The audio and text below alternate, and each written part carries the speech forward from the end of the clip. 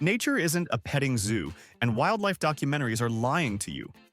The animals don't want to be your friends. They want to survive, usually by removing you from the equation. We're counting down 10 people who treated the great outdoors like a theme park and paid the ultimate price. Disclaimer: these stories are tragic, stupid, and 100% real. Do not attempt to hug the bears. 1. Let's take a trip to the scenic, mosquito-infested woodlands of Eastern Europe, specifically near a pristine lake in Belarus, for a masterclass in why treating nature like a petting zoo is a terminal error. Our protagonist is Gary, a 40-year-old office manager whose entire understanding of wildlife biology came from watching animated movies where the animals sing catchy show tunes and help you clean your house.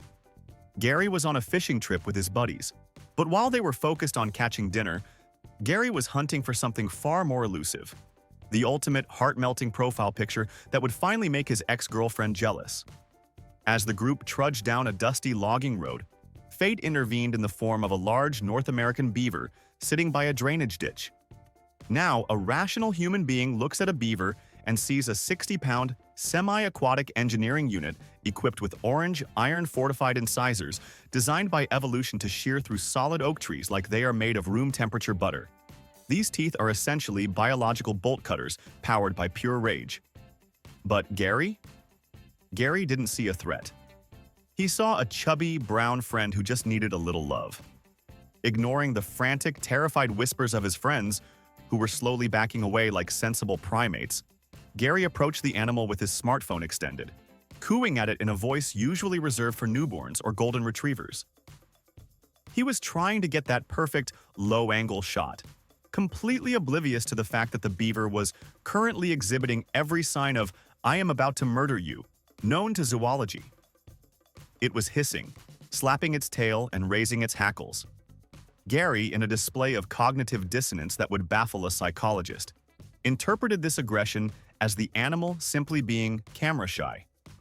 He moved closer, crouching down within striking distance, likely planning a caption about his new forest bestie.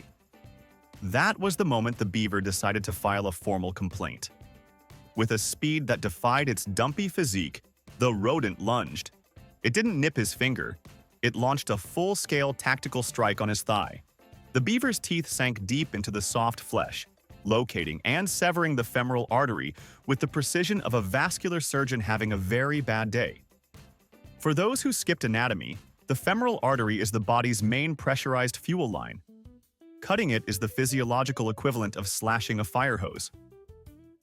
Gary, still running on the fumes of his delusion, looked down at the spurting wound and actually laughed, brushing it off as a love nip. He tried to stand up, joking about needing a band-aid, failing to process that his entire blood supply was exiting his body at a rate of liters per minute. His friends rushed in, turning their shirts into tourniquets, but trying to stop a severed femoral artery in the woods is like trying to plug a dam breach with chewing gum. Within 60 seconds, Gary's jokes turned to confused slurring. Within 2 minutes, his blood pressure hit zero. He bled to death right there on the dirt road, not mauled by a bear or hunted by a wolf, but deleted from existence by an oversized, grumpy rodent he tried to befriend. He died as he lived, completely misreading the room, only this time, the room was nature, and nature has a zero-tolerance policy for idiots. 2.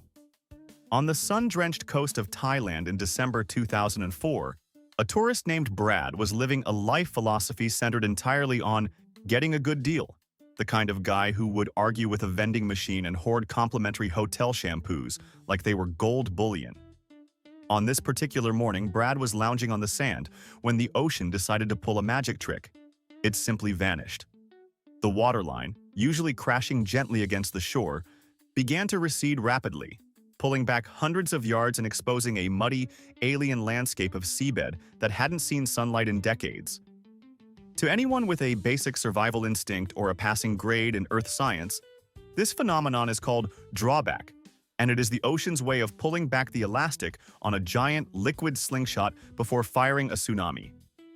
The locals, recognizing the sign for imminent apocalypse, immediately began screaming and sprinting toward the hills. But Brad? Brad saw the receding water and didn't see a disaster. He saw a clearance sale. He looked at the fleeing crowd with a smug sense of superiority, scoffing at their panic. In his mind, this was a miracle low tide, a once-in-a-lifetime opportunity provided by Mother Nature to grab some free stuff. While the smart people were climbing trees, Brad grabbed a plastic bucket and sprinted toward the horizon. He walked out onto the wet, exposed seabed, absolutely delighted by the flopping fish, stranded crabs, and colorful shells that were now lying there for the taking. He was practically skipping, filling his pockets with free seafood, likely calculating how much money he was going to save on dinner that night. He spent a good 10 minutes out there, wandering nearly a mile from safety, totally engrossed in his scavenging hunt. He even stopped to take photos of the bubbling mud, completely ignoring the low-frequency rumble that was beginning to vibrate through the soles of his feet. He looked up at the horizon and saw a white line growing larger. His brain, filtered through layers of monumental arrogance, interpreted this not as a wall of death, but as a cool wave worth filming. It wasn't until the white line transformed into a 40-foot wall of churning black water moving at the speed of a jet airliner that the reality of his situation finally pierced his bubble of stupidity. The ocean wasn't giving him a gift, it was reloading. Brad dropped his bucket of free fish and turned to run, but you cannot outrun a liquid freight train on soft mud.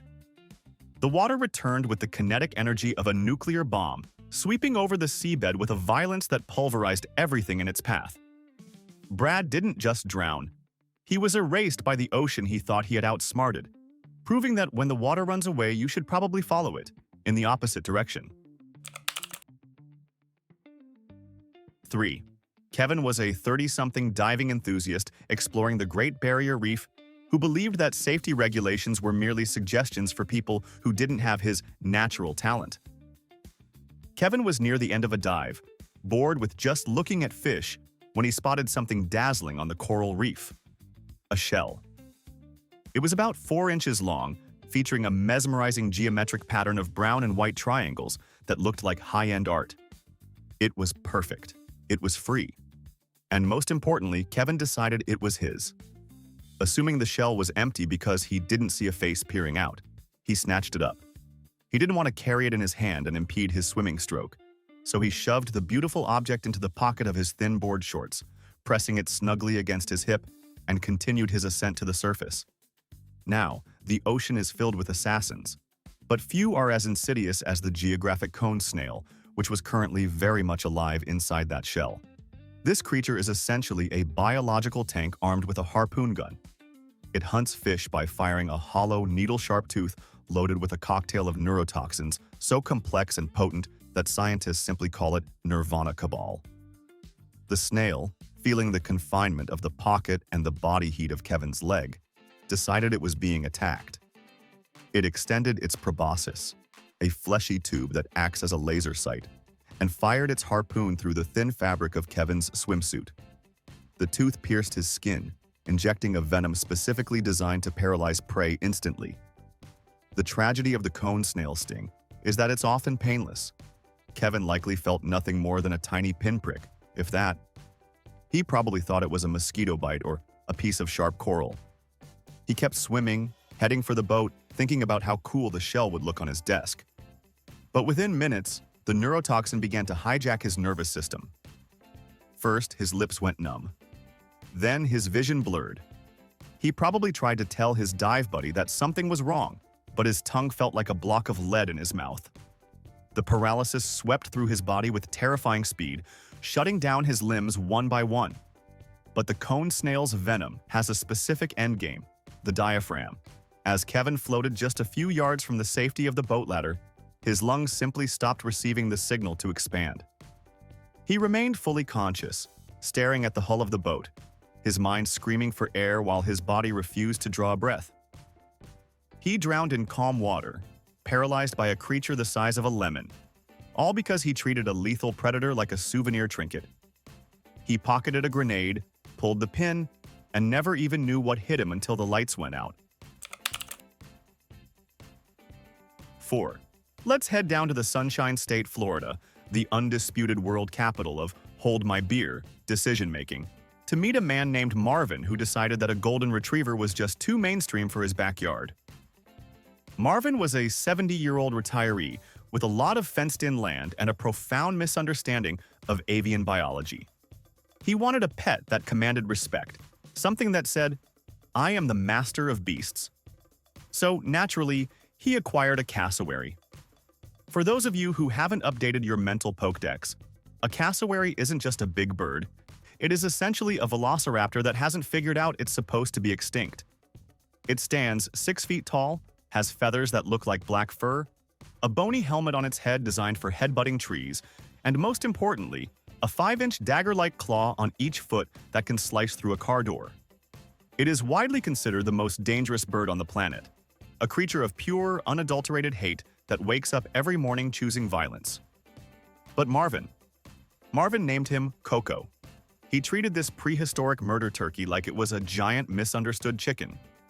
He'd invite friends over to watch him feed it, tossing fruit into the pen, while the bird stared at him with the cold, reptilian eyes of a creature calculating the fastest way to disembowel a primate. Marvin's fatal flaw was complacency. He believed that because he fed the bird loved him. He anthropomorphized a dinosaur. One humid Tuesday afternoon, Marvin went out for the daily feeding ritual. He was wearing his standard Florida uniform, flip-flops, and a false sense of security. As he entered the enclosure with a bucket of papayas, he didn't notice a protruding root in the grass. In a moment of slapstick tragedy, Marvin tripped. He hit the ground hard, dropping the bucket. Now, in the animal kingdom, falling down is often interpreted as a dinner bell, but for a cassowary, it's an invitation to a kickboxing match. The bird didn't offer a wing to help him up. It saw a weakness. With a hiss that sounded like a deflating tire, Coco launched. Cassowaries can jump 7 feet straight up and kick forward with enough force to shatter bone, which is exactly what happened. The bird delivered a dual-footed karate-style kick directly to Marvin's chest. The impact was equivalent to being hit by a sledgehammer swung by a linebacker, but with knives attached. The claws did exactly what nature designed them to do, bypassing Marvin's ribcage and introducing his internal organs to the humid Florida air. Marvin didn't even have time to regret his choice of pet. The trauma was massive and instantaneous. He died right there in the pen, killed by a flightless bird that he thought was his friend, proving once and for all that you can take the dinosaur out of the Jurassic, but you can't take the clever girl out of the dinosaur.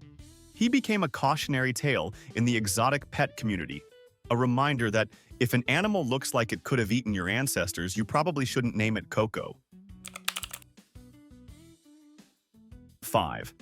João was a farmer in rural Brazil who possessed a lifetime of agricultural experience but absolutely zero knowledge of exotic defense mechanisms, operating on the simple logic that if it's on my land and it's not a cow, it needs to leave.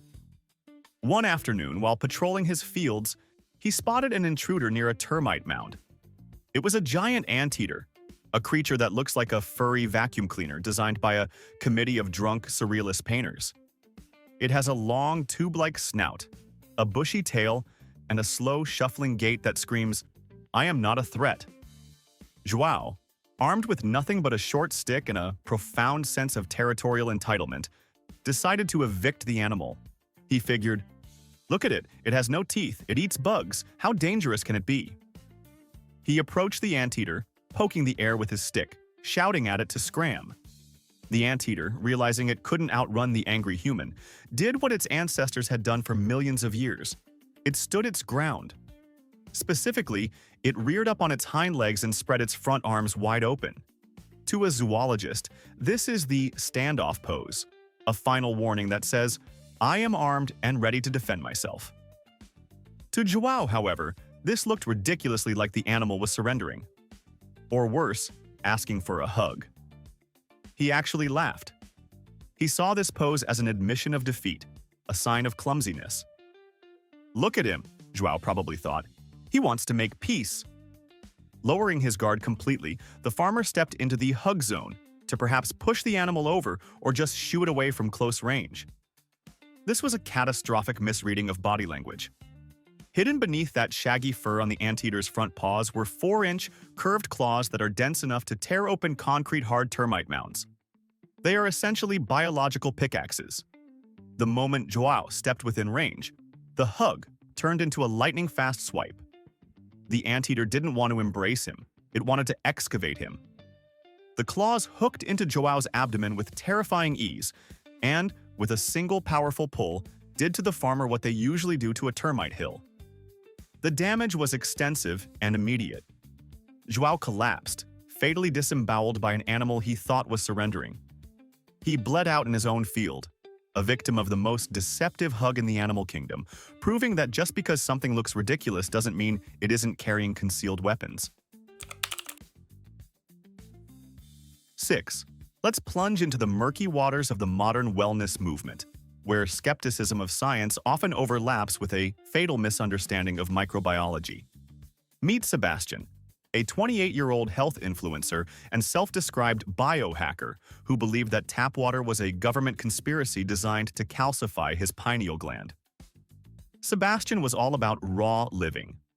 Raw milk, raw food, and his latest obsession, raw water. He believed that water, in its most natural state, contained probiotics and energetic vibrations that were stripped away by municipal filtration systems. He treated chlorine like it was kryptonite. One fateful weekend, Sebastian hiked deep into the woods to a secluded, stagnant pond. To you and me, this pond looked like a mosquito breeding ground covered in a film of green scum. To Sebastian, it was a chalice of vitality. He wasn't just thirsty.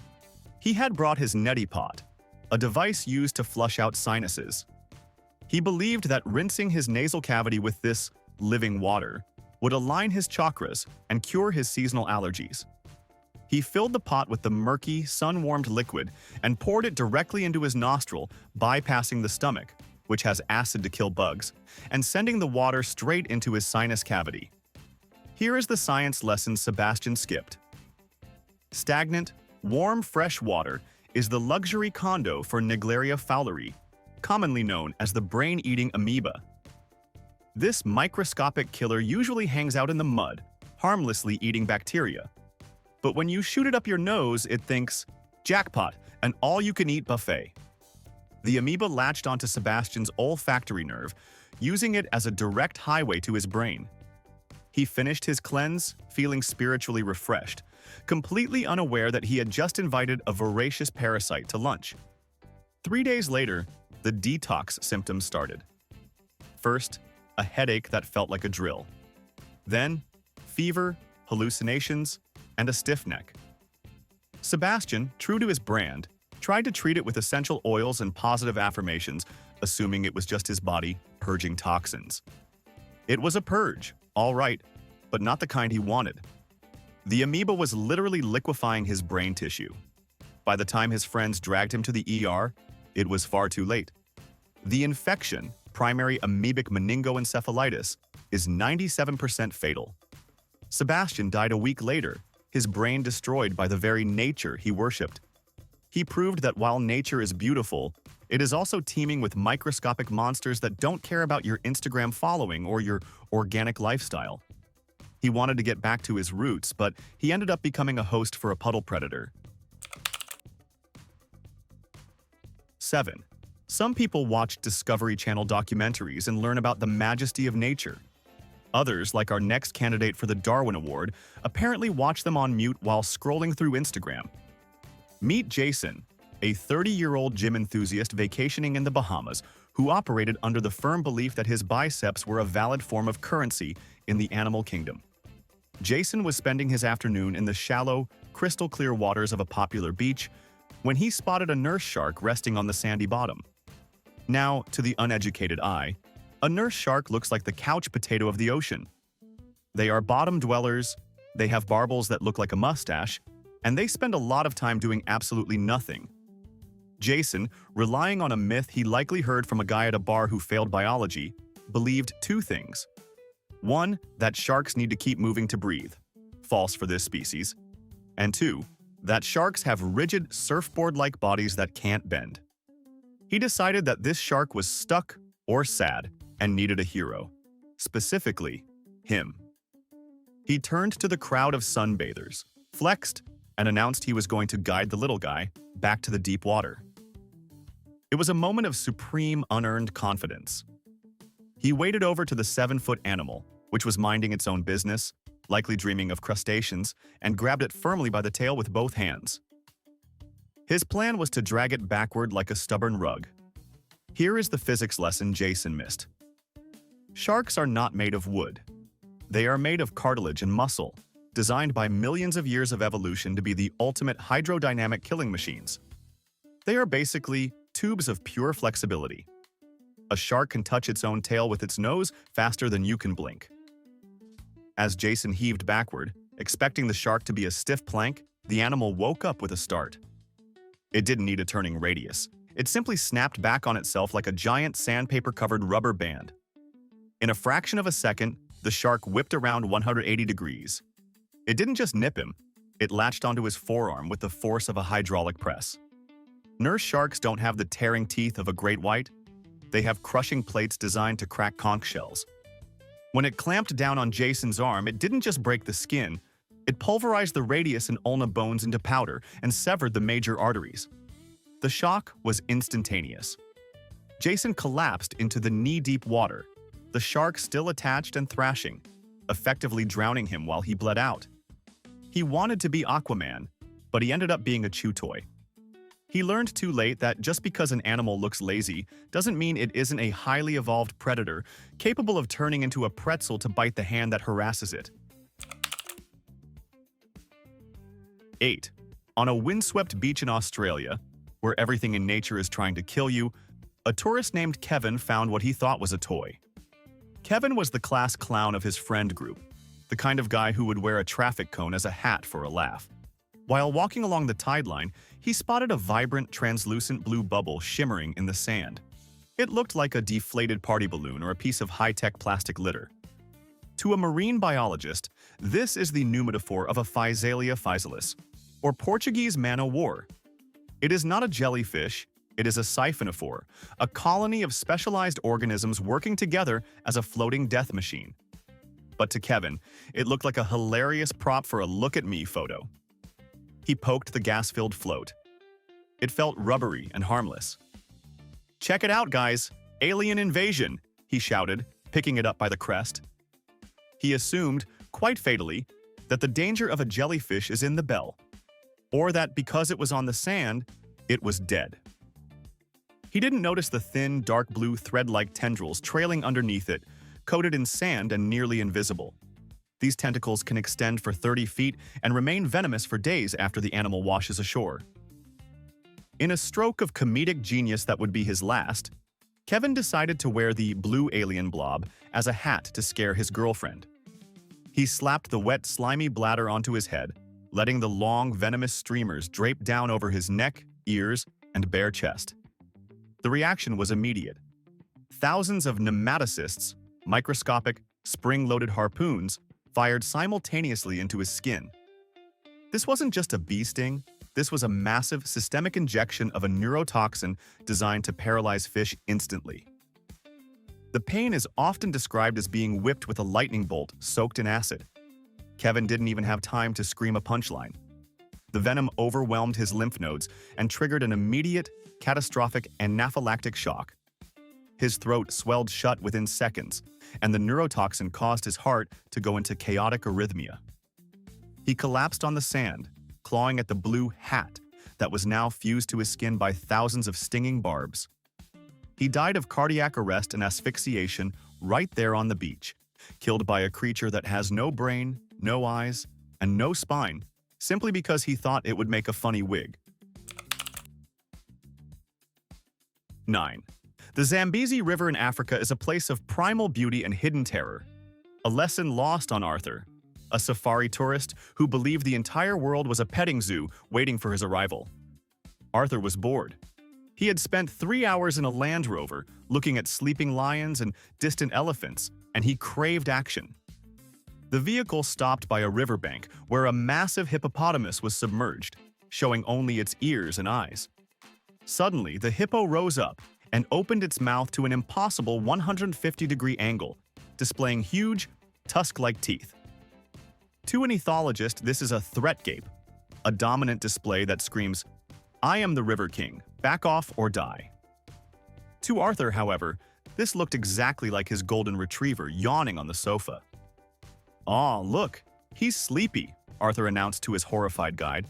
"Or maybe he's hungry. He wants a snack."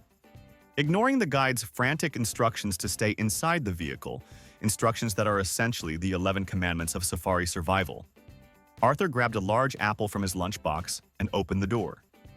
He figured he would toss the fruit into the yawning animal's mouth like a basketball shot, get a great video, and be the hero of the tour. He stepped out onto the muddy bank, waving the apple and making kissing noises. The hippo, which kills more humans annually in Africa than lions, leopards, and rhinos combined, did not want the apple. It wanted to eliminate the threat. Hippos might look like fat, slow sausages, but they can run at 30 miles per hour. The transition from yawning statue to charging tank was instantaneous. The ground literally shook as 3 tons of muscle accelerated toward Arthur. He barely had time to wind up for his throw before the reality of his situation arrived. The hippo didn't bite him. It ran right over him and then snapped its jaws, which can exert a pressure of 2,000 pounds per square inch. Arthur was crushed instantly. His friendly gesture, interpreted exactly as nature intended, an act of aggression by a smaller, weaker rival. He died believing he was feeding a hungry friend, never realizing that to the hippo, Arthur wasn't the provider of the snack. He was the snack, or at least a very annoying speed bump in its territory. 10. Social cues are important, but cross-species cultural misunderstandings can be fatal, as proven by Steve, a hiker trekking through a mountain sanctuary in Southeast Asia. Steve was a nice guy, a man who believed a smile was the universal language of peace and brotherhood. He was exploring a narrow cliffside trail known for its population of wild macaques. These aren't the cute monkeys from cartoons. They are street gangs with tails, possessing complex social hierarchies and short tempers. Steve turned a corner and found himself face to face with the troop's alpha male, a muscular monkey with scars and an attitude problem. Wanting to diffuse any tension and show he came in peace, Steve fell back on his human conditioning. He looked the alpha directly in the eyes and flashed his biggest, widest, toothiest grin. "Hey there, little buddy," he beamed, showing off all 32 of his pearly whites. In human culture, this says, "I am friendly and happy." In primate culture, however, staring into the eyes and baring your teeth is the ultimate declaration of war. It is a threat display that means, "I am challenging your dominance and I am ready to bite you." Steve had accidentally just screamed the monkey equivalent of a mortal insult at the gang leader. The alpha didn't hesitate. He let out a screech that mobilized the entire troop. Within seconds, the friendly meeting turned into a chaotic ambush. Dozens of monkeys descended from the trees and rocks, screaming and biting.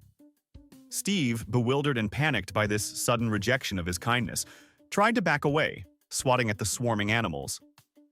But he was outnumbered and outmaneuvered on a narrow ledge. The sheer force of the assault, combined with his own frantic stumbling, sent him backward over the edge of the cliff. He plummeted 300 feet, a victim of a tragic translation error. He died because he didn't know that in the jungle, a smile isn't a greeting, it's a weapon, and if you flash it at the wrong guy, you better be ready to back it up. So, nature won 10-0. Now, be honest with yourself. Every guy secretly thinks he could take a wolf or a chimp in a fistfight. Go to the comments and tell me which wild animal you genuinely believe you could beat one-on-one. I'll be pinning the most delusional answer. Smash like if you prefer the top of the food chain, and subscribe so you don't end up as the main course in my next video.